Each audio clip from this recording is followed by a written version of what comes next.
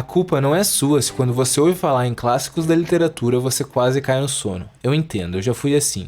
O jeito que as escolas tentam estimular a leitura é terrível. A obrigação rouba o prazer de qualquer coisa. O próprio nome da lista de livros que a gente tem que ler para o vestibular já entrega: leituras obrigatórias.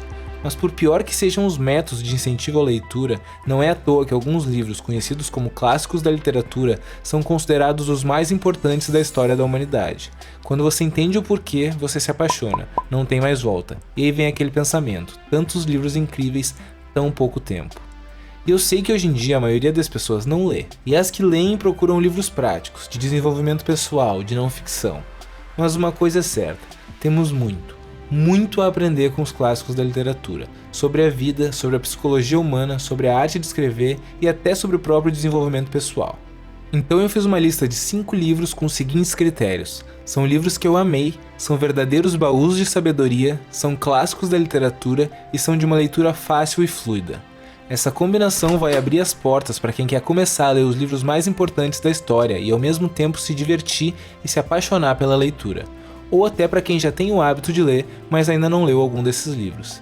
E nessa lista eu não vou incluir nenhum livro brasileiro, porque eu vou deixar isso para um vídeo separado. Então, vamos à lista. 1984, de George Orwell. Esse é provavelmente o livro mais citado como o melhor livro que eu já li na vida, e ele merece essa fama. Se já são poucas as obras que conseguem manter a sua relevância com o passar do tempo, são quase inexistentes as obras que com o passar do tempo ficam cada vez mais relevantes, que é especialmente o caso de 1984. É assustador ler nos dias de hoje um livro que foi escrito em 1948 sobre um futuro distópico e que acertou quase cada detalhe do que estamos vivendo.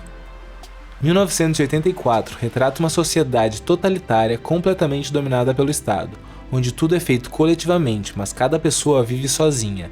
Todo mundo tem literalmente todas as suas ações observadas o tempo inteiro pelo grande irmão. Daí vem o termo e o conceito do Big Brother.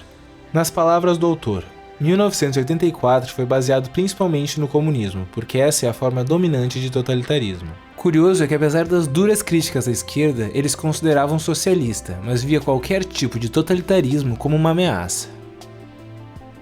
O Apanhador no Campo de Centeio, de J.D. Salinger. O Apanhador no Campo de Centeio ficou famoso por tantas coisas que eu não sei por onde começar. O assassino de John Lennon carregava uma cópia do livro quando matou o cantor. O homem que tentou matar o ex-presidente dos Estados Unidos, Ronald Reagan, também carregava uma cópia. E Lee Harvey, o assassino de outro ex-presidente norte-americano, John F. Kennedy, também tinha um livro no seu apartamento e aparentemente era o seu livro preferido.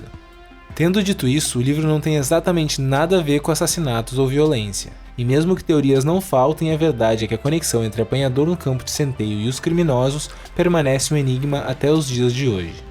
Originalmente, o livro foi escrito para adultos, mas ficou famoso especialmente entre adolescentes, talvez pelo protagonista ser Holden Caulfield, um garoto americano de 16 anos. No livro ele conta um fim de semana da sua vida em Nova York, voltando para casa depois de ter recebido notas baixas em quase todas as matérias e ter sido expulso do aclamado internato para rapazes onde estudava. Nesse caminho ele decide fazer alguns passeios, adiando o confronto com a sua família. Holden reflete sobre a sua curta vida, repassa sua peculiar visão de mundo e tenta definir alguma diretriz para o futuro. Antes de enfrentar os pais, procura algumas pessoas importantes e tenta explicar a confusão que passa pela sua cabeça. Na época em que o livro foi escrito, em 1945, a adolescência era considerada apenas uma passagem sem importância entre a juventude e a fase adulta. Esse livro foi o criador da cultura jovem, mostrando o valor da adolescência e a forma como os adolescentes pensam. Memórias do Subsolo, de Dostoiévski. Não podemos falar em clássicos sem falar em Dostoiévski, e Memórias do Subsolo ou Notas do Subterrâneo, dependendo da tradução, é provavelmente o seu livro mais acessível, com cerca de 150 páginas, ficando bem longe das mais de 1000 páginas de Irmãos Karamazov e de outros clássicos do autor. O tema é altamente existencial, sendo talvez a primeira obra existencialista criada, e gira em torno de um homem que vive solitário entre a multidão, oscilando entre o orgulho e a autodepreciação, que busca ser entendido e amado pelos seus semelhantes, e ao mesmo tempo despreza a necessidade de se conformar a padrões tidos como aceitáveis e até recomendáveis pela maioria. Um protagonista que confunde e divide o leitor por ter uma personalidade desagradável, mas que ao mesmo tempo consegue criar uma identificação. Esse livro deixa um legado extremamente amplo, influenciando os pensamentos de Nietzsche e Freud, além de diversas obras cinematográficas, como o clássico Taxi Driver, de Martin Scorsese, e diversas obras literárias, como o próximo clássico da nossa lista, A Metamorfose, de Franz Kafka. A mais célebre novela do autor e uma das mais importantes de toda a história da literatura, A Metamorfose conta a história de Gregor Samsa, que logo na primeira frase do livro acorda transformado em um inseto monstruoso. Sem explicações, a história segue a partir daí, sendo narrada com um realismo inesperado, que associa o inacreditável e o senso de humor ao que é trágico, grotesco e cruel na condição humana.